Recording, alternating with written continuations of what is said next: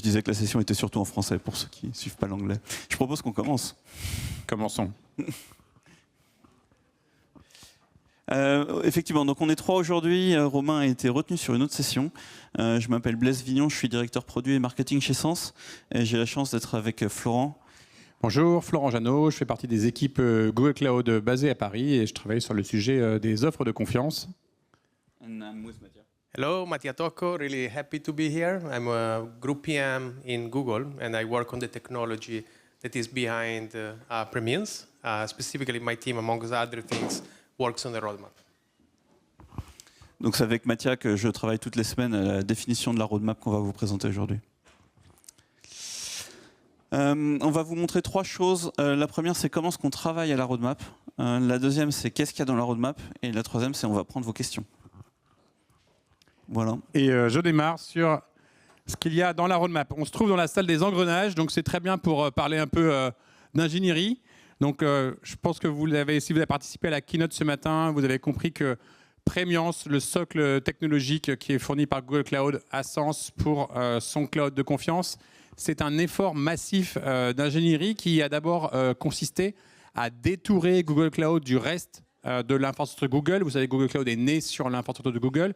Et donc, une des tâches principales de l'équipe de Mattia, c'est de casser les dépendances, de retirer les dépendances à l'infrastructure Google Cloud. Donc, c'est une des premiers principes de construction de cette roadmap, de ce socle technologique que Google Cloud fournit à Sens. Et donc, la manière dont ça fonctionne, la manière dont on va articuler la mise à disposition des produits à Sens, c'est sur un cycle d'une roadmap de 18 mois qui est revue tous les 6 mois. D'accord ? Donc, tous les 6 mois, Sens et Google Cloud, en plus de leurs échanges hebdomadaires, définissent ou redéfinissent ou ajustent la roadmap. Et donc, on va définir pour chaque période de 18 mois les produits qu'on va pouvoir mettre à disposition de Sens. Et alors, ça peut être un produit complet, ça peut être une fonctionnalité d'un produit qu'on rajoute. Vous savez que l'offre Google Cloud évolue, elle est enrichie. Et un des objectifs, c'est que Sens bénéficie de l'innovation Google Cloud, que les mises à jour soient envoyées dans le même time frame, dans la même période de temps que sur les régions publiques de Google Cloud, qu'on ne se retrouve pas avec un décalage. Et donc, pour un service donné, donc que ce soit un nouveau service, ou on peut aussi considérer un feature d'un service existant, ou alors, dans le cas d'une update, on peut aussi rediscuter de la mise à disposition d'un service. On va ensuite avoir sur la fenêtre de 18 mois une affectation à un quarter. C'est quelque chose qu'on a changé pour ceux qui suivent le projet depuis quelques temps. Auparavant, on discutait plutôt en semestre. On vous annonçait tel service sera disponible tel semestre. Je vois un oui.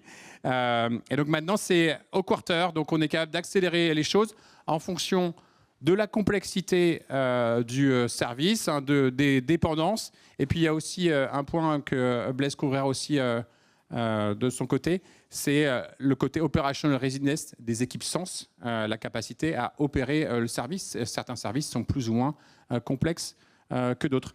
On peut prendre les questions à tout moment, je pense qu'on n'est pas très nombreux. Ou après, est-ce qu'il y a des questions sur cette partie-là? Sinon, à la fin de la session, vous pouvez les poser. Est-ce que ça a été clair sur la manière dont on définit les choses? Donc maintenant, je passe la main à Sens, puisque les services ont été mis à la disposition de Sens. Voilà, donc effectivement, on présente ici à 2 voix, puisque ce travail de roadmap, c'est quelque chose qu'on fait ensemble. Et une fois que Google a travaillé à la mise à disposition des services vers Sens, c'est à nous de les faire qualifier pour qu'ils puissent être à disposition de nos clients. Il y a un point qui est très important et que je vais redire ici, c'est que les services qui sont disponibles dans la console de Sens sont qualifiés. Nous ne mettons pas dans la console de Sens des services qui ont vocation à être qualifiés, qui vont bientôt être qualifiés, qui auraient une petite astérix, attention, pas encore qualifié. Si c'est dans la console, c'est qualifié. Et donc le point important, c'est qu'effectivement, Google nous livre les services, une phase qui s'appelle le turn-up.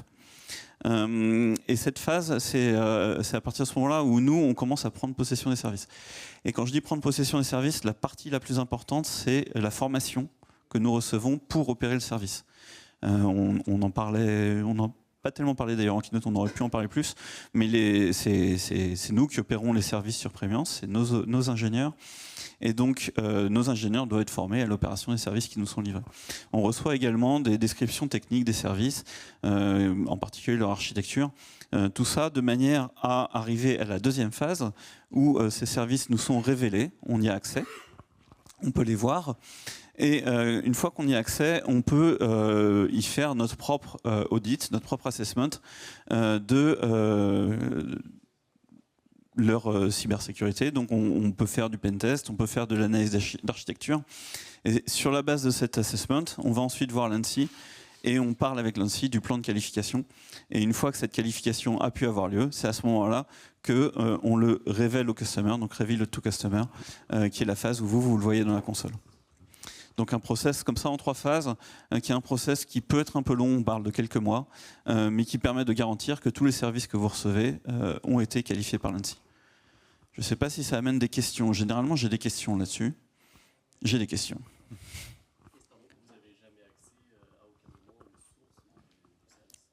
On a accès aux sources de services pour de la rétro-ingénierie. Donc dans l'accord qu'on a avec Google, toutes les livrables qu'on reçoit, que ce soit des nouveaux services ici, c'est le workflow pour les nouveaux services que je vous ai montré, ou des services existants, parce que Google met à jour en permanence ces services, et donc on fait partie des mises à jour permanentes de Google. Et ces services-là, on a le droit de les inspecter, et on peut demander à avoir une inspection du code source, dans un process qu'on appelle Green Room, qui nous permet voilà, de rentrer en détail sur ce qui nous a été livré. Et de poser des questions. Et de poser des questions. À Google.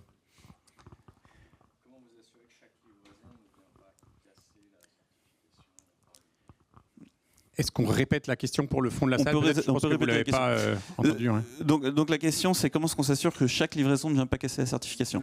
Ouais, voilà. Et donc la question se pose dans un process qui n'est pas celui qui est affiché ici, hein, qui est le process de mise à jour permanente qu'on a avec Google.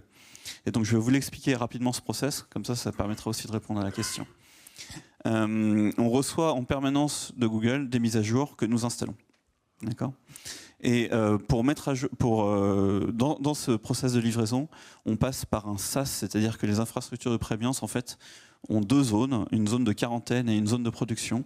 Et c'est dans la zone de quarantaine qu'on va venir faire l'inspection de ce que Google nous a envoyé. Donc un process d'inspection qui a été conçu pour ça, à la fois de l'automatique et du manuel, et qui peut aller donc jusqu'à l'inspection du code.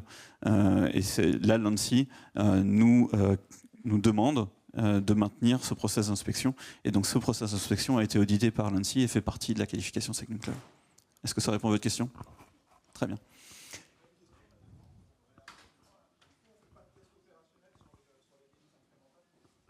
Donc Guillaume Renaud de Capgemini Invent, que je salue. Merci Guillaume d'être là. Ta question, c'est qu'est-ce qu'on fait comme test opérationnel sur les releases incrémentales? Ouais, non, c'est une très bonne question. Et donc la question, hein, c'est dans les releases incrémentales, donc encore une fois pas le workflow qui est affiché ici, hein, mais le workflow normal, quels sont les tests fonctionnels qui sont faits sur les services qu'on va mettre en prod? Donc on a intégré dans le process de release global de Google, et qui inclut des tests fonctionnels. Voilà, et donc nous on est équivalent à Google, et donc on est inclus dans ce process de tests fonctionnels.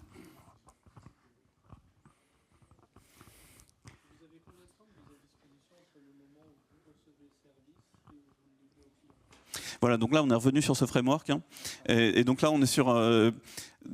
on parlera tout à l'heure des vagues, mais les services qui sont à disposition aujourd'hui dans Premiance, c'est la vague 1, qui n'est pas passée par ce process-là. Le process ici s'applique à partir de la vague 2, et on est en train de le faire. Donc tant qu'on n'est pas sorti, on ne peut pas répondre avec certitude. On s'attend à quelques mois. Et ça dépend de la complexité de chaque service et de l'impact du nouveau service sur la posture de sécurité globale de Premiance. Sure. Yeah, sure, of course. Yeah, I'll translate.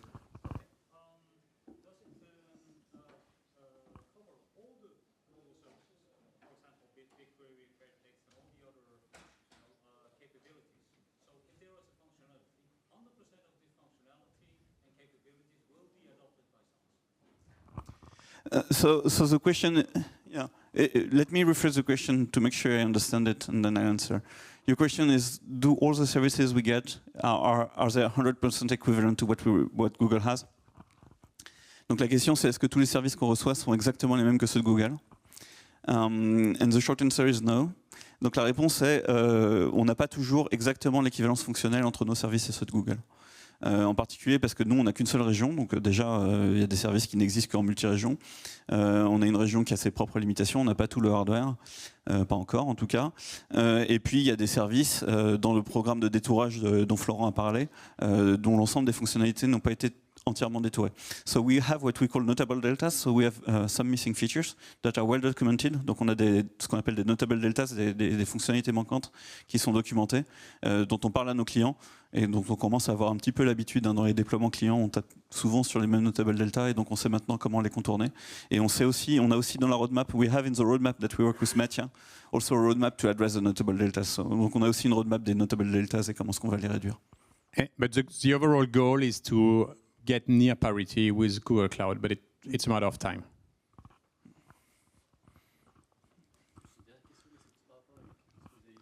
Oui.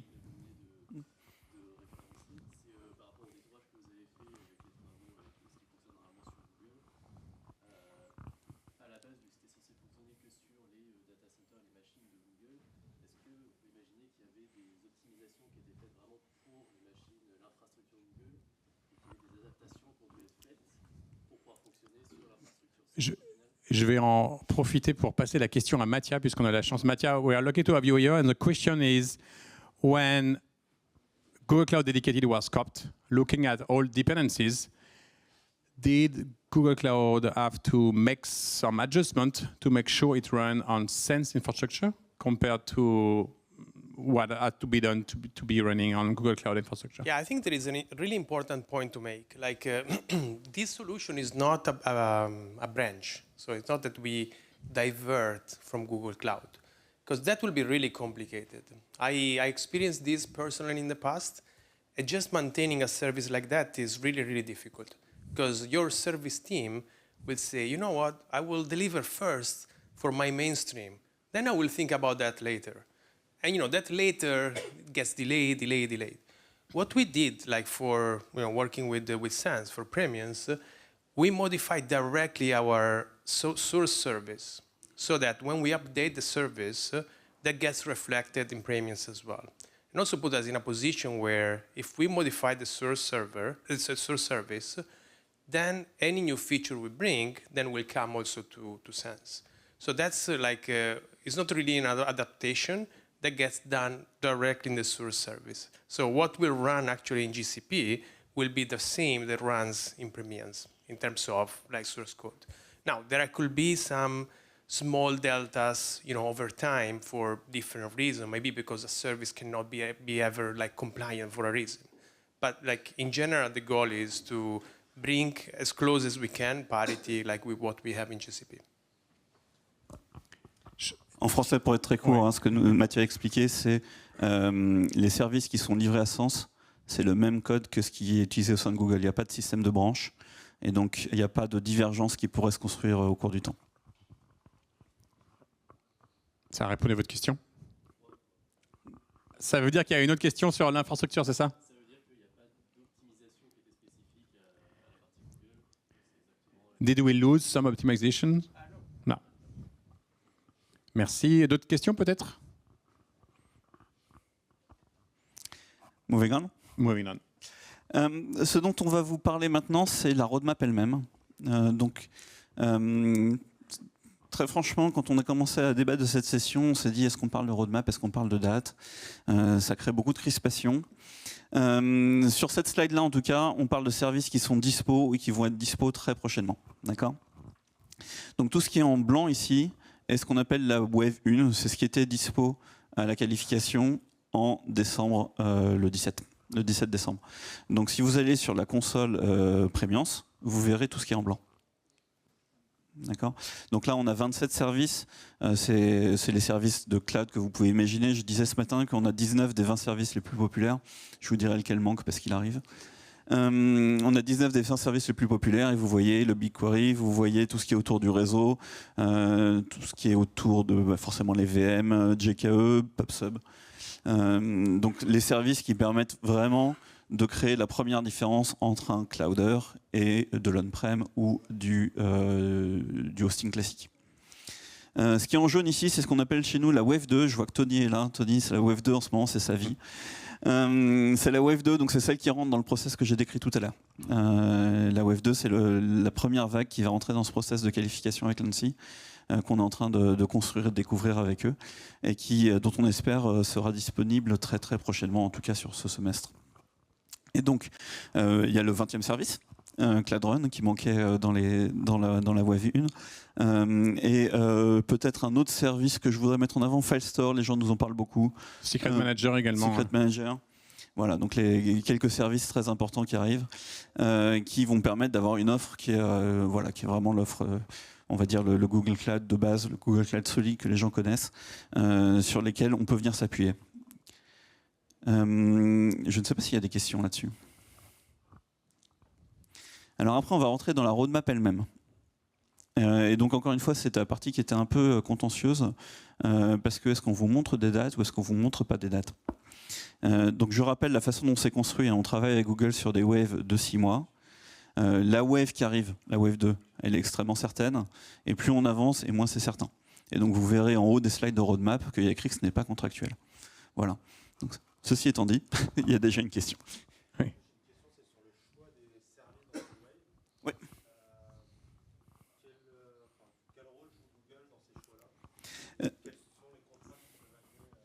That's going to be for you and me, because the question is about how do we choose services that are in a wave. Google demande à Sens et s'attend que Sens soit l'expert marché. Et donc c'est nous, Sens, qui disons à Google, voilà les services qui manquent, et voilà les services dont on a besoin. Et aujourd'hui, pour plusieurs grands clients, on a déjà pu travailler avec Google sur l'arrivée d'un service qui n'était pas prévu, l'accélération d'un service, la correction d'un notable delta. Donc ça, c'est quelque chose qui est courant. C'est l'objet de calls hebdomadaires avec Mathia pour définir voilà, quels sont les besoins du marché. Et ensuite, l'équipe de Mathia prend le relais. Parce qu'en fait, Google est une énorme machine. And Mathia, I'm going to ask you how you negotiate within Google pour venir construire la roadmap qui est légitime et crédible de délivrer. Yeah, within Google, it's this one is one of our priorities. We really care about sovereignty and delivering, a meaningful solution for sovereignty. And so all the services are pretty much aligned. Could be different reasons why a service is delayed. Sometimes there are concurrent priorities, and we staff engineering team in parallel, and we help like the service team for doing that. But sometimes there are delays because of different things. Like it would be like their operational posture is not ready yet for completely transition, or like the feature requires like more work than expected. So those are the kind of negotiation. Usually, it's less on should we do it? It's more like when we can deliver it. That's where the negotiation happen. It's more on the delivery time than should we do it? No one asks us, should we do it? Everyone knows this is a priority, it needs to be done. It's more sometimes the negotiation happens on the timelines. Et peut-être si je complète un tout petit peu, je pense que c'est l'origine de votre question. Les premiers services, il y a eu un ordre logique en fait. C'est une question de dépendance. On ne fait pas les enfants avant les parents ou on ne met pas la charrue avant les bœufs, comme l'indique le proverbe. Donc au départ, c'était assez simple, c'était assez rationnel. Et après, effectivement, on peut se permettre de prioriser en fonction des besoins du marché. Voilà, j'espère que ça répond à votre question. Super. Est-ce qu'il y a d'autres questions sur cette partie-là ?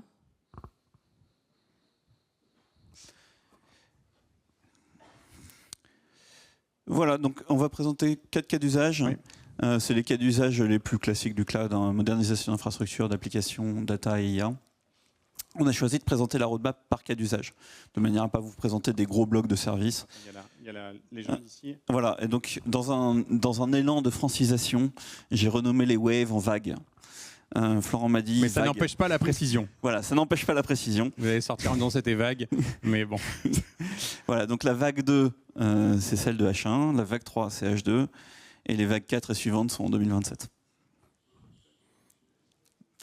C'est un tsunami de services, tout à fait, Ouais. et avançons. Modernisation d'infrastructure. Voilà, on voulait passer un petit peu de temps sur cette slide de modernisation d'infrastructure. Avant de te passer la parole, Florent, redire qu'en aucun cas ce document n'est contractuel. C'est l'état de nos réflexions en ce moment avec Google.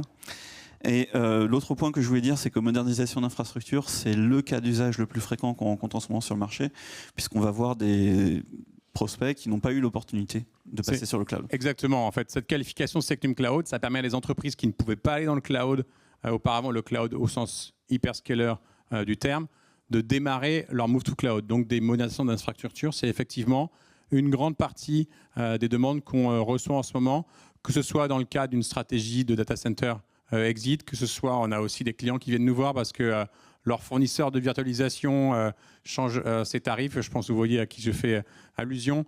Il y a d'autres sujets qui sont drivés par l'IA. C'est un cas d'infrastructure également, tout simplement parce que dans les installations on-prem, il n'y a pas forcément de GPU. Donc, aller sur Sens, c'est la possibilité d'accéder à des GPU dans un contexte réglementaire qui convient. Si on regarde, hein, vous avez... je pense que la plupart d'entre vous connaissent le cloud, connaissent GCP. Je pense que ce n'est pas la peine de vous décrire l'intégralité des services, hein, mais vous avez la capacité d'avoir accès à Compute Engine, les GPU que je mentionnais, et puis en roadmap sur cette partie compute, la partie confidential VM, donc la capacité de chiffrer la donnée cette fois-ci en mémoire. Backup NDR qui va arriver, et puis un SaaS runtime qui concerne particulièrement les use cases ISV, puisque vous le savez, on va aussi chercher à développer l'écosystème ISV sur l'offre Premiance. Il y a notamment beaucoup de demandes là-dessus.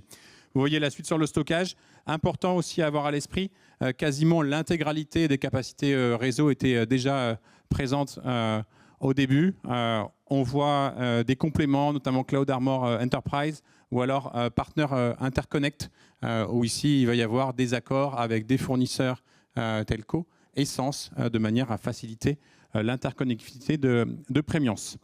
Si on passe à la suite, modernisation applicative. Ouais, juste un mot sur la modernisation applicative. Donc là, on est vraiment sur le cas d'usage un petit peu roi du cloud. La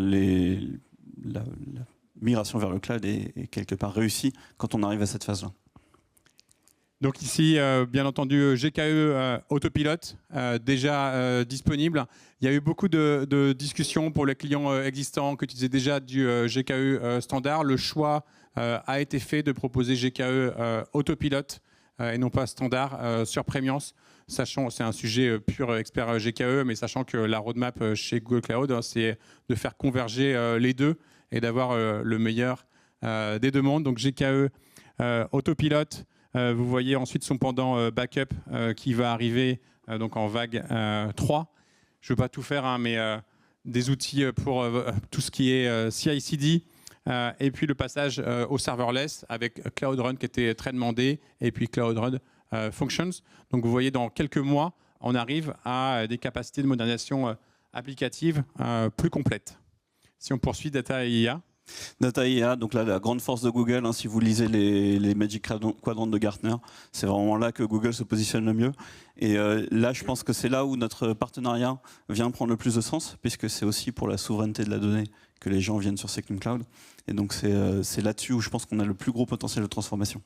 Avec notamment BigQuery, un produit qu'on a choisi de mettre à disposition dès le début. BigQuery qui est unique sur les marchés pour ses capacités en analytique, mais également Cloud SQL.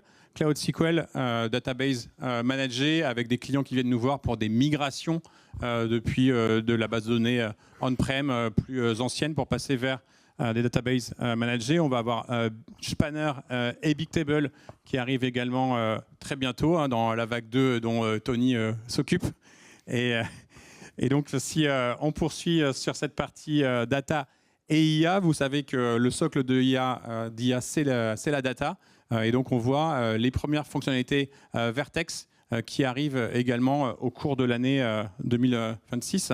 Et donc, sur ces fonctionnalités Vertex, pour ceux qui ne connaissent pas, c'est un portfolio de fonctionnalités très large.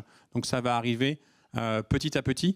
Et je pense que lorsque Mathia parlait de competing priorities sur Vertex, vous savez que le deuxième gros chantier de Google Cloud en plus de la souveraineté sans donner d'ordre, c'est bien entendu l'IA. Donc ici, les équipes Vertex sont occupées à ajouter des fonctionnalités et puis aussi à faire en sorte que ça soit mis à disposition des clients de sens.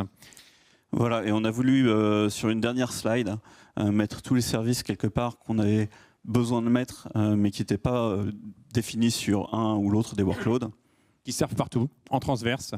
Et vous verrez donc des services qui sont déjà disponibles, cloud monitoring, cloud logging. On sait ici, pour ceux d'entre vous qui ont déjà expérimenté les choses, que ça fait partie des services qui ne sont pas arrivés forcément totalement complets. Donc là aussi, il y a un plan de compléter les features qui n'avaient pas été livrés au début.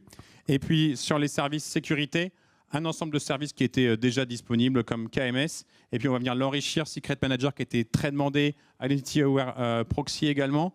Vous avez Admin Access Transparency, Admin Access Approval qui donne plus de visibilité sur les actions des équipes, notamment côté support client. Donc là aussi, on complète bien les choses. Sensitive Data Protection, hein, c'est quelque chose d'utile aussi dans des cas d'usage de données sensibles. Est-ce qu'il y a des questions sur l'ensemble de ce qu'on vient de montrer? Oui, une question derrière. GCNV, NetApp Volume. Tous les services qui dépendent d'éditeurs tiers nécessitent un chemin de migration qui est un peu plus complexe parce qu'il faut intégrer la négociation avec l'éditeur tiers. Do you want to talk about how we are talking to NetApp about GCNV? Or? Maybe I can complement. So, GCNV, aujourd'hui, je ne sais pas si vous êtes connaisseur de la solution, c'est en partie opéré par NetApp.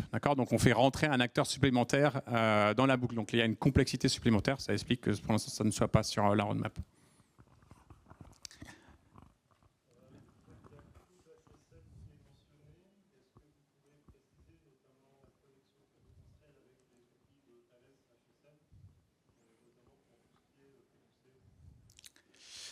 Donc le Cloud HSM qui est mentionné ne se base pas sur les matériels de Thales.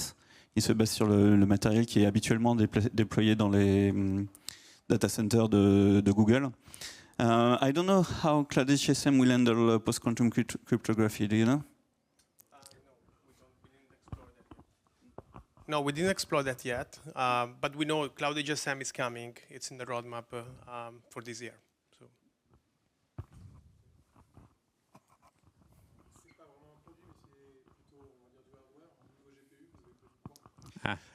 Je vais le prendre. Donc aujourd'hui, en GPU, on a des A100. Des H100, des H100 qui sont dans des A3. Des H100 qui sont dans des A3. Donc le hardware qu'on a aujourd'hui, c'est les A3 que Google appelle les A3 Edge, qui sont des A3 où il y a une machine qui contient 8 H100. Qui pose un problème aujourd'hui, enfin qui pose un problème non d'ailleurs, qui est d'abord une très bonne solution pour faire tourner de l'IA, mais dont on nous renvoie le feedback que peut-être que la solution est un peu trop grosse. Et donc on travaille à la fois avec Google sur des solutions plus petites, des modes de facturation différents, et puis on travaille aussi à l'arrivée de machines plus récentes que les H100, et donc on parlait tout à l'heure des B200, c'est aussi un élément dont on parle. Do you want to say more about GPUs availability on Premiums? Yeah, so as you can imagine, like GPUs, there is a high demand everywhere. So, but in general, we do have Edge 100 available today. The plan is, now looking a little bit ahead of time, but like at the beginning of the next year to bring also GeForce that are a little bit like smaller GPUs that can accommodate more use cases. So we have that in path. We're bringing B200s, but mostly for supporting you know, the implementation of Gemini and so on that will require those GPUs.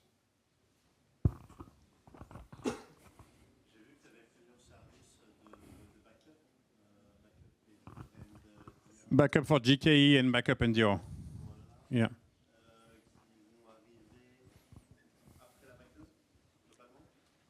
Qui vont arriver effectivement après la vague 2. Ouais.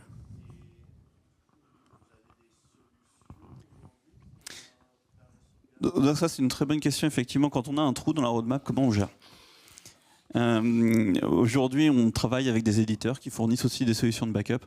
Donc, c'est pas satisfaisant hein, parce que ça veut dire que c'est pas intégré, c'est pas managé de la même manière. Mais pour tous les clients qui aujourd'hui sont venus nous chercher sur des solutions de backup, on a construit avec des partenaires tiers des frameworks qui étaient à la fois contractuels et techniques qui permettaient de répondre aux besoins. et qui reste dans la bulle de conformité Secnum Cloud, oui. Après, il faut aussi préciser que tous les clients n'utilisent pas forcément les solutions de backup de Google Cloud, mais utilisent déjà ces ISV. Donc en fait, il y a aussi des clients qui ont continué à utiliser la solution qu'ils utilisent. Mais si vous pensez aux grandes solutions de backup du marché, je pense qu'on a échangé avec la plupart d'entre elles sur un client ou l'autre. Non, mais ça, c'est vraiment une évidence. On ne va pas aller sortir la donnée de Premium, sauf dans les cas où le client fait son backup on-prem et ça convient à son assessment de conformité. Avec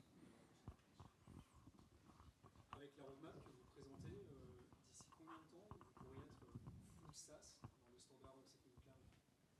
Full SaaS. Dans les différents niveaux. Ah oui. Je peux prendre ce point-là. Vas-y. Secnum Cloud définit effectivement 4 catégories: IaaS, PaaS, CaaS, Container as a Service, et puis SaaS. Mais ça dépend des offres qu'on positionne. Ici, sur Google Cloud, on offre du IaaS, du PaaS et du CaaS. Du SaaS, ce serait par exemple Workspace, Google Workspace, Google Docs, etc., qui aujourd'hui n'est pas à la roadmap. Tout à fait. Donc on n'a pas d'offre SaaS d'une manière générale dans Sens. Et donc on n'a pas vocation pour l'instant à offrir une offre level SaaS dans Secnum Cloud. Si un jour on enrichit notre offre sur tout un tas de dimensions qu'on peut imaginer, peut-être on viendra certifier ces choses. Voilà, peut-être on viendra qualifier ces choses-là. Mais aujourd'hui, voilà, notre offre elle n'est pas SaaS, donc ça n'a pas de sens de qualifier. On ne propose pas de SaaS. En fait. Deuxième question qui est un peu liée. Dans les 4 clients qu'on a vus ce matin, il y en avait beaucoup dans le public, dans la santé, dans les services financiers. Qu'en est-il des clients industriels? Dans quel vertical est-ce que vous voyez une demande pour vos services? Alors ça, c'est effectivement, on n'a pas parlé de notre premier client ce matin. On a fait un peu exprès parce que l'an dernier, on en avait beaucoup parlé. Et puis, quand on en parle, les gens nous disent c'est normal que ce soit votre client, qui est le groupe Thales. Le groupe Thales est notre premier client. Il nous pousse énormément sur toute cette roadmap. Matière passe beaucoup de temps avec le groupe Thales. Et l'adoption par le groupe de Sens est très bonne. Ils sont satisfaits du service, ils trouvent ce qu'ils étaient venus chercher, et voilà, on arrive à résoudre les problèmes de gap, de roadmap et de notable delta ensemble. Donc ça, c'est très positif, et donc il y a plusieurs autres acteurs de l'industrie qui s'intéressent à la question. Vous avez vu qu'on a signé avec EDF, qui était aussi sur scène ce matin. Voilà, je pense que si vous pensez aux plupart des groupes industriels, ils ont tous une réflexion de cloud souverain qui a différents niveaux d'avancement, sur laquelle je ne m'étendrai pas, c'est leur propre politique. Mais en tout cas, on répond tout à fait à leurs besoins. Le groupe Thales permet de le démontrer.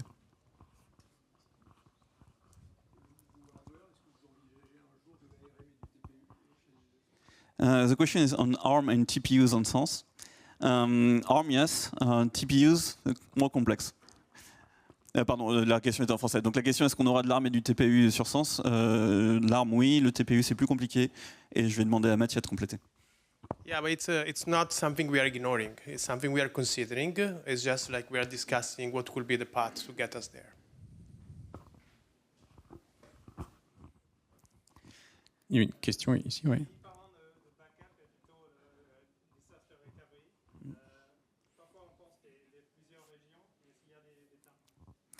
Donc aujourd'hui, la question est sur le backup et le disaster recovery. D'accord. Et la question, je ne sais pas de quelle entreprise vous êtes, mais la question quand on nous la pose, c'est qu'on veut faire du disaster recovery sur une région équivalente à Sens, à Prémiance, qui soit également qualifiée Secnum Cloud. Donc là, la réponse est très claire. Aujourd'hui, chez Sens, on n'a qu'une seule région qualifiée Secnum Cloud. Donc le scénario de disaster recovery vers une deuxième région qualifiée Secnum Cloud de Sens, aujourd'hui, il n'est pas possible. C'est une question qu'on nous pose souvent, c'est pour ça que je me demande de quelle entreprise vous êtes, parce que je pense que je connais les quelques entreprises du marché qui se posent la question en ce moment. Et donc, comme c'est une question qu'on nous pose souvent, on en discute avec nos amis de Google. Aujourd'hui, on n'a pas d'annonce à faire. We don't have any announcement on the second region, do we? I would have tried.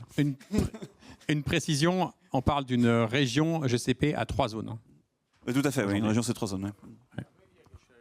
Maybe I can share just something that, to complete what Blaise was already saying. We do have a region which is similar to France in Germany, that today is not isolated. It's a region that we operate as a Google, but the principle is the same. So, the plan is to work and understand, how this region will evolve from an operational perspective and sovereignty perspective. Guillaume?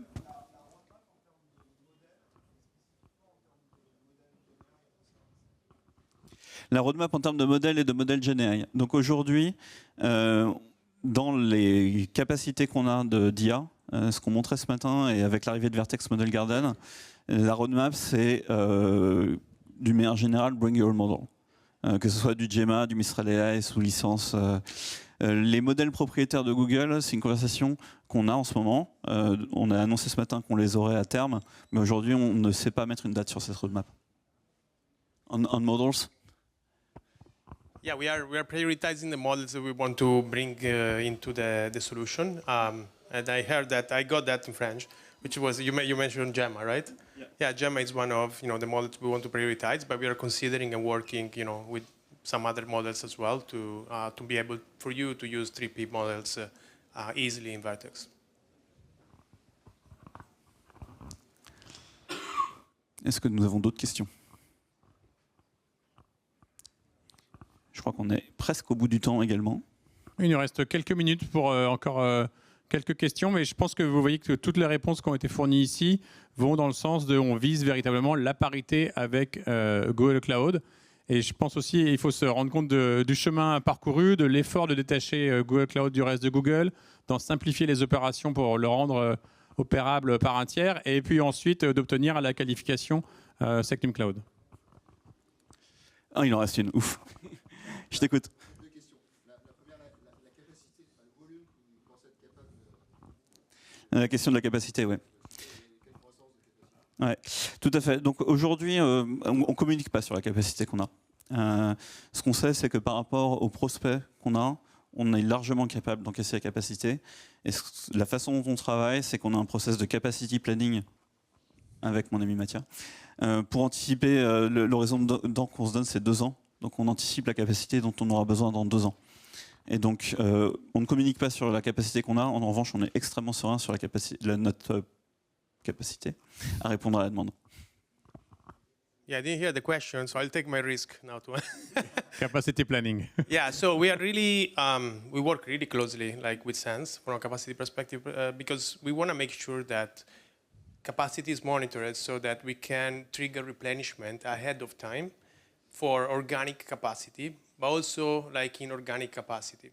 So Sense will always do their work for managing and understanding, which are the workloads coming, and they have a process for communicating and saying these workloads are coming, we need capacity replenishment. And that will trigger all the workflow that we have for replenishing capacity. But we work really closely on this. We are they are in the front end and capturing all the signals. We're in the back end making sure that once we have the signals, we can trigger the replenishment of the capacity. Et il y avait une deuxième question. Enfin, on peut prendre. On va prendre la question au fond. Ouais.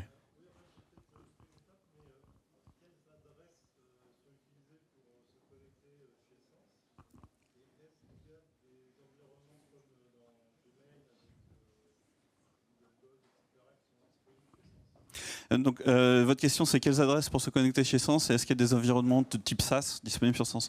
Donc, effectivement, nous, on n'a pas d'environnement de type SaaS. On n'a ni Google Docs, ni Workspace, ni Google Maps. Toutes ces applications SaaS sont des applications qui ne sont pas souverainisées dans le cadre de Secnum Cloud. Ce n'est pas notre offre. Notre offre, c'est vraiment celle de Google Cloud. Aujourd'hui, sur Google Cloud, on en parle, je crois, dans d'autres sessions. Sur Sense, la façon dont on se connecte sur Sense est une façon extrêmement proche de Google Cloud. Les API sont différentes, mais le Terraform est quasiment le même. Il faut rajouter un Dash Universe France ou Sense, je ne sais plus. La notion d'univers qui correspond à un déploiement, une association de la technologie qu'on fournit à Sense.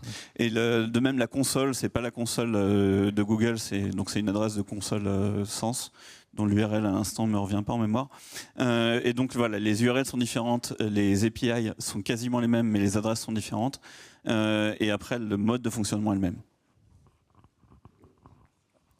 Est-ce que j'ai d'autres questions? Tu avais une autre question? En lien avec la capacité, c'était la compétitivité. Est-ce que vous avez une roadmap aussi de travailler sur la compétitivité? Est-ce qu'il y a une différence structurelle de coût par rapport à GCP? Est-ce qu'il y a une différence structurelle de coût par rapport à GCP? Je vais prendre la question très rapidement, parce qu'on a aussi une session FinOps. Le mode de calcul des coûts est le même. Donc c'est également calculé à la seconde pour les VM. Enfin, les métriques de calcul sont les mêmes. Les prix sont différents, donc Sens, nous sommes libres de fixer nos prix. Les prix sont publics, donc tu peux aller télécharger la liste de prix, tu verras qu'elle est autour de 20% au-dessus de la région Google Cloud équivalente à Paris. Ouais, très bien. Merci à tous. Merci.